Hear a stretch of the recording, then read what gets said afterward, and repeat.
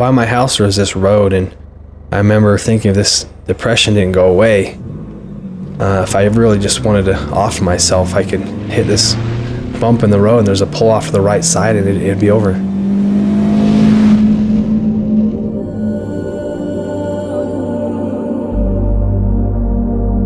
My story starts in 2006, after running and gunning for a few years with my brother using heroin, cocaine. I didn't like who I was or who I was becoming, and I think there was a way back.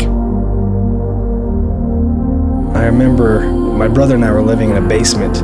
We were craving like crazy. You know, it had been probably 48 hours since we'd used, and it got to the point where I felt that I needed to use as much as I needed to breathe.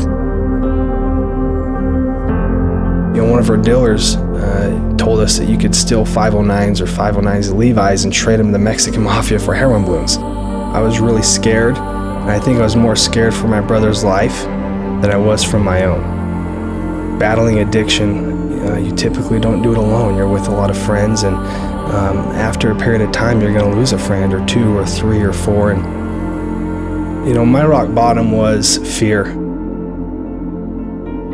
One day we come home, and I didn't know really what was going on. And we're sitting around as a family. They said, we want to talk about this drug problem.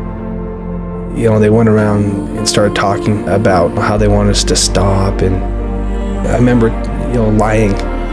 What really touched me is my littlest brother, Jaron. I could tell he didn't quite understand what was going on.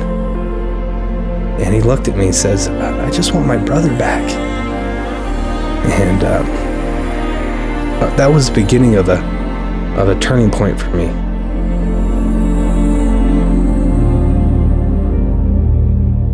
So I remember sitting there in rehab, and I remember seeing these guys who had some sobriety, and they seemed to be happy. And I wasn't happy inside. You know, I had a lot of shame. I felt I wasn't deserving of God's love.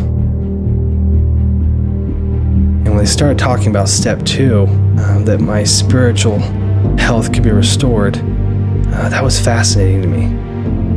I had to know, and particularly I had to know if I could be forgiven, because I was convinced that if I didn't get an answer, that there was really no hope.